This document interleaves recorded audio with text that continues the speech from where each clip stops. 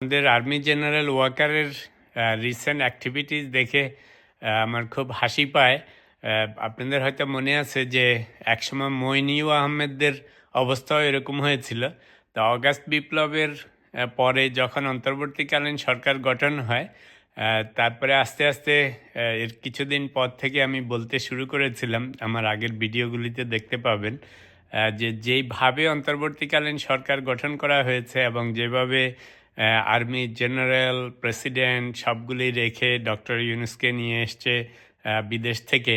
তো তখন থেকেই আমি মাঝে মাঝেই বলে আসছিলাম যে এদের দ্বারা কিছু হবে না যদি না তারা এখনই কোনো স্ট্রং অ্যাকশন নেয়। তো মজার ব্যাপার হচ্ছে, আপনি পুরনো অ্যাডমিনিস্ট্রেশন রেখে নূতন কিছু করতে পারবেন না, এবং এটা হয়ও না কখনো। আপনি দুই পাশে দুই পুরনো জাদ্রেল, আর্মি জেনারেল এবং প্রেসিডেন্ট বসে থাকলে আরেকজনকে আপনি বিদেশ থেকে উড়িয়ে এনে আপনি দেশে বিপ্লব করাবেন এবং বিপ্লবিক যে ইচ্ছা আকাঙ্ক্ষা ছিল সেগুলি বাস্তবায়ন করবেন, সেটা হবে না। প্লাস ডক্টর ইউনূস জ্ঞানী গুণী মানুষ, কিন্তু একটা জিনিস হচ্ছে, আমি সবসময় বলে আসি যে বিলঙ্গিংনেস বলে একটা কথা আছে, সেটা personal life, family life, business life, political life, যে সমস্ত মানুষের মধ্যে বিলঙ্গিংনেস নাই, অর্থাৎ আপনি যেখানে থাকেন, যেখানে কাজ করেন, যেই ফ্যামিলিতে থাকেন, যেই দেশে থাকেন, যেই পলিটিক্যাল পার্টিতে থাকেন, যদি আপনি সবসময় দল বদল, দেশ বদল, ফ্যামিলি ছাড়ি ছাড়ি, ঘর ছাড়ি ছাড়ি, রাজনীতি বদল, এই দল থেকে ওই দলে, এই দেশ থেকে ওই দেশে, এসব মানুষের মধ্যে বিলঙ্গিংনেস থাকে না। তো এটার ইম্পর্টেন্স হচ্ছে যে যদি বিলঙ্গিংনেস না থাকে, you are not ready to sacrifice also big time, right? আপনি শুধু ফল খাওয়ার জন্য বসে থাকবেন, যখন স্যাক্রিফাইসের সময় আসবে আপনি আর করবেন না, because you do not belong there. আপনার হার্ট মাইন্ড ওখানে নাই। তো সেই জন্য একটা জিনিস আমি প্রথম থেকে বলে আসছিলাম যে আমাদের এটাকে আমি মাঝে মাঝে বলেছিলাম খিচুড়ি সরকার। চিন্তা করে দেখেন, president Waker, army general Waker, এরা বিপ্লবের মধ্যে ছিল না, এরা ছিল অপোজিশন পার্টি, রাইট? হাসিনার পার্টি। তারপরে ডক্টর ইউনূস, উনি বসেছিল আমেরিকা, ফ্রান্সে, এখানে ওখানে, উনিও বিপ্লবের মানুষ না। তা আপনি দুটা নন বিপ্লবী ক্ষমতাসীন পার্টি, আরেকটা নন বিপ্লবী বিদেশ থেকে নিয়ে গেছেন, নিয়ে বানিয়েছেন বিপ্লবী সরকার, কারণ তারাই তো মেইন তিন চাবিকাঠি। তো সেটা হচ্ছে একটা।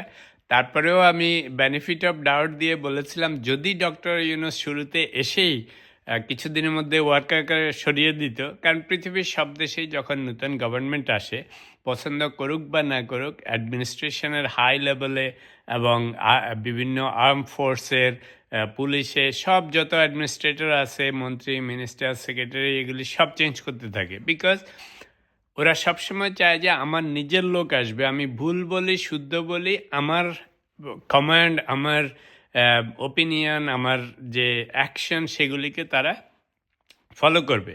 That's why everybody does that. তা আপনি পুরনো সরকার চলে গেল, পুরানো আর্মি জেনারেল নিয়ে, পুরনো প্রেসিডেন্ট নিয়ে, তারপরে নতুন একটারে বিদেশ থেকে নিয়ে গেছেন, যার কোনো দেশের খবর নেই, কিছু নেই, জানে না, কিছু না, নিজের কোনো ইনভলভমেন্ট নাই, এঙ্গেজমেন্ট নাই, সেরকম একজনকে নিয়ে বসিয়ে দিয়েছেন। তো ওটা বুঝেই গেছিল যে এই খিচুড়ি সরকার হবে না। তারপরেও যেহেতু এত বড় একটা বিপ্লব হয়েছে, তো কিছু আশা ছিল যে যদি এরা প্রথম দিকে কিছু করতে পারে। তো প্রথম দিকে বিড়ালও মারতে পারে না, সেটা বুঝতেই পারতেছেন। ডক্টর ইউনূস এসে যদি কিছুদিন পরে ওয়াকারকে সরিয়ে দিত, তাইলে বুঝতে পারতেন যে he has control, command and complete control over the power and administration. He did not do that. তো সেটা দেখেই বোঝা গেছে যে ওর কমপ্লিট কন্ট্রোলও নেই। আচ্ছা, তারপরে মজার ব্যাপার হচ্ছে, অনেকে মনে করেছিল যে ওয়াকার বোধহয় সব আর্মি, হাসিনা টাসিনা, আওয়ামী লীগেদেরকে বাদ দিয়ে ভালো হয়ে গেছে, রাইট?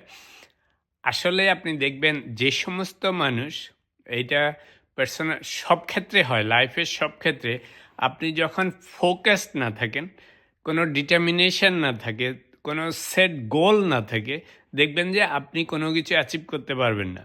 তো ওয়াকার আর মইনিউদের দুটা জিনিস হয়েছিল, মনে আছে? আমি প্রায় প্রায় মইনিউদের কথা বলতাম, যে ওয়াকাররা বা এই যে ডক্টর ইউনূসরা একসময় লেজ গুটায় পালায় যাবে যখন দেখবে যে আর কন্ট্রোল করতে পারতেছে না, ওই মইনিউদের কথা।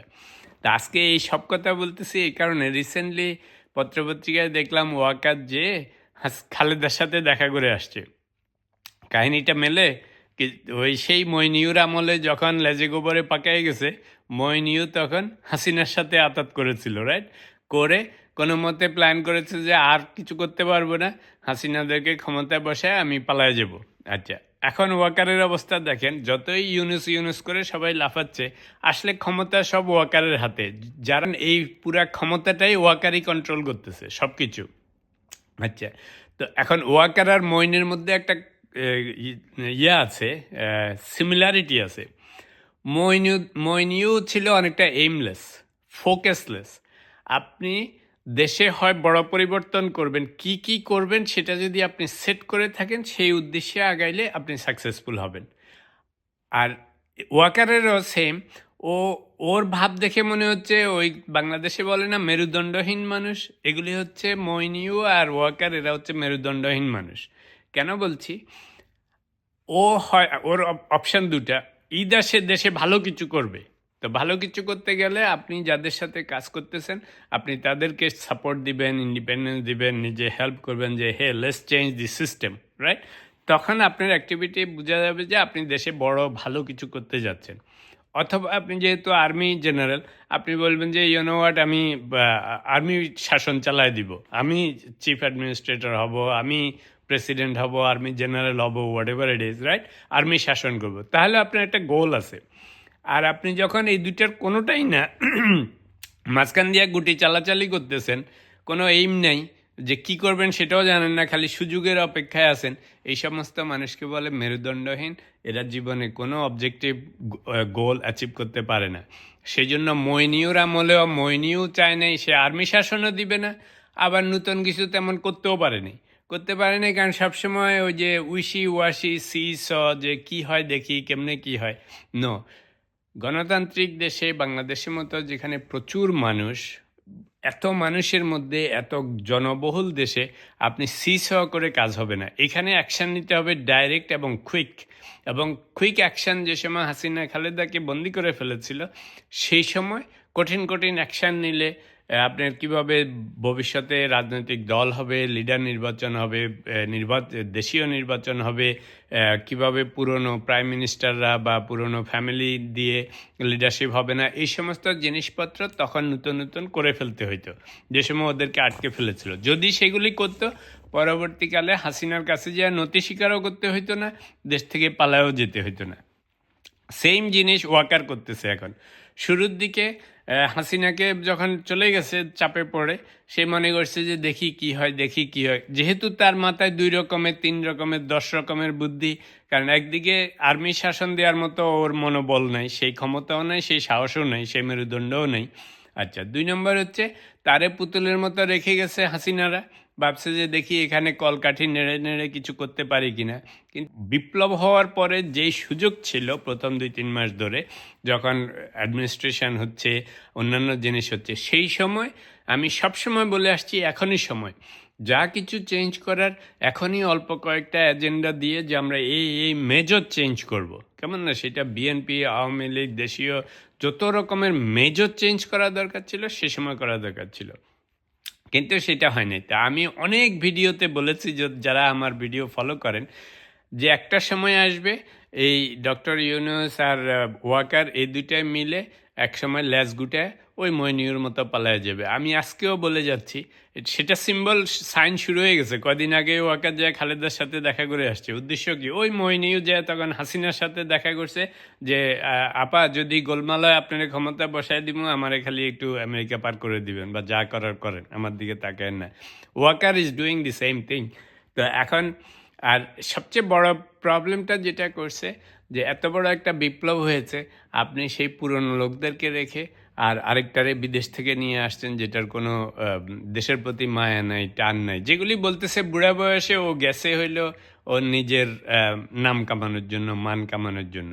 আর এই লোক doctor Yunus, he is good at everything but not in politics. মনে আছে কয়েক বছর আগে খায়েশ হয়েছিল প্রধানমন্ত্রী হবে বা দেশের প্রেসিডেন্ট হবে, যাই হবে, নূতন রাজনৈতিক দল গঠন করতেছিল, কি জানি একটা নাগরিক শক্তি নাকি। তারপরে যখন হাসিনা খালেদারা অন্যান্যরা সবাই ধরে বাস দিছে, পালায় চলে গেছে আমেরিকায়। তো তখন বলছে যে আমি আসলে রাজনীতি আমার জন্য না। তো এই হচ্ছে ফোকাসলেস, এইমলেস, গোললেস পিপলের লক্ষণ। এই মইনুল আহমেদের মধ্যে দেখেছিলাম তখন স্পাইনলেস, ওয়াকারের মধ্যে দেখতেছি এখন স্পাইনলেস, আমাদের ডক্টর ইউনূসও স্পাইনলেস। কারণ আপনাকে বিপ্লবের পরে দেশে এনে ক্ষমতায় বসাইলো, আপনি কঠিন কঠিন ডিসিশন নিতে পারতেন না। আপনি যদি কালকে সেনাবাহিনীর প্রধানকে ওয়াকারকে বাদ দিয়ে দিতেন, আদেশ জারি করে দিতেন, আপনার লোকজন দিয়ে রেডিওতে ঘোষণা দিয়ে দিতেন যে সেনাবাহিনী প্রধানকে আমি বরখাস্ত করে দিলাম, কি করতো? ও আর্মি শাসন জারি করতো? এই বিপ্লবের পরে ও আর্মি শাসন জারি করার মতো স্পাইন আছে? নাই, করতে পারতো না। আপনি প্রেসিডেন্টকে বাদ দিয়ে দেওয়ার জন্য ব্যবস্থা নিতেন, যেভাবে হোক সাংবিধানিক জিনিস নিয়ে করতেন। আপনি তো নিজেই অসাংবিধানিক, আপনার যে ক্ষমতায় বসাইছে সংবিধানে আছে কিছু? আপনার উড়ে এনে জুড়ে বসাইছে। তো এই সময় অনেক কিছুই করা যেত, but turned out Walker is spineless, Moin was spineless, and Dr. Yunus is also spineless. He is just an ambitious person. I respect him for being a businessman, for being a Nobel Prize winner, for everything else, but he is not a leader, right? He is just an ambitious person. He is not a leader, and if he was a good administrator, if he was a good politician, তাহলে সেই সময় উনি যে politics করার চেষ্টা করেছিল উনি ছেড়ে দিত না, নাগরিক শক্তি রেখে পালায় যেত না। কারণ হাসিনারা যখন চাপ দিছে অনেক দুর্নীতি এটা সেটার জন্য বলছে, দেখছে যে ক্যাচো ঘুরতে সাপ বাইরে হবে, উনি পালায় গেছে।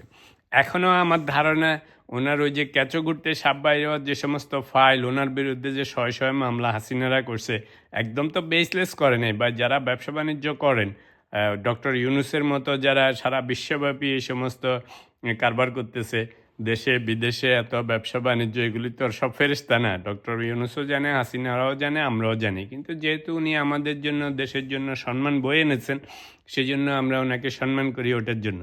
কিন্তু যখন ওই ক্যাচো ঘুরতে সাপ বাইর করার ধমক দিয়েছেন, নাগরিক শক্তি, পলিটিক্স সব ফেলে চলে গেছে।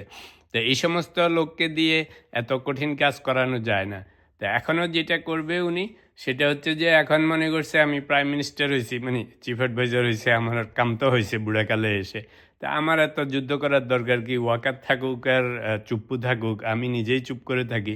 আর কয়দিন পরে খালেদাদেরকে ওকে ক্ষমতা দিয়ে আমি যাবো গিয়ে। আর বেশি গোলমাল করলে আমি এমনি চলে যাব আমেরিকায়। কারণ বিদেশি পালানো মানুষকে, দুই নৌকাওয়ালা মানুষকে আপনি কোনো নৌকায় রাখতে পারবেন না। ওরা দুই নৌকায় দুইটা পা দিয়ে রাখে, হয় এখানে সুবিধা দেখলে ওখানে যায়, ওখানে দেখলে এখানে আসে। Is like that, right? Criticise করতেছি না, একটা মানুষ তো আর 100% পারফেক্ট হবে না। ওনার বিজনেস লাইনে, ওনার প্রফেশনাল লাইনে he is good at it, but he is not a good politician, he is not a good leader, he is not a good administrator. So far we have not seen anything, and I did not expect anything from the very beginning. আমার সেই সময়ের যখন অন্তর্বর্তীকালীন সরকার গঠন করে, তখনই আমি যে ওকে যখন সিলেক্ট করে তখনই বলেছিলাম যে it was a wrong choice, but because they did it I supported, but I still support it, but I think it was a big mistake. এবং এখন সবচেয়ে বড় মজার কথা হচ্ছে যে মইনিউদের সময় যা হয়েছিল, ওরা যেরকম ল্যাজ গুটিয়ে পালিয়েছে, এখন ওয়াকাররাও সেই সেম সিচুয়েশনে পড়েছে এবং কিছুদিন পরে ল্যাজ গুটিয়ে পালাবে। বিএনপিকে হয়তো কোনো মতে একটা ক্ষমতা দিয়ে ইলেকশন ফিলেকশন করে পালায় যাবে। বিপ্লবের হবে না, দেশের যেই অরাজকতা যেভাবে ছিল সেভাবেই বাংলাদেশ চলতে থাকবে।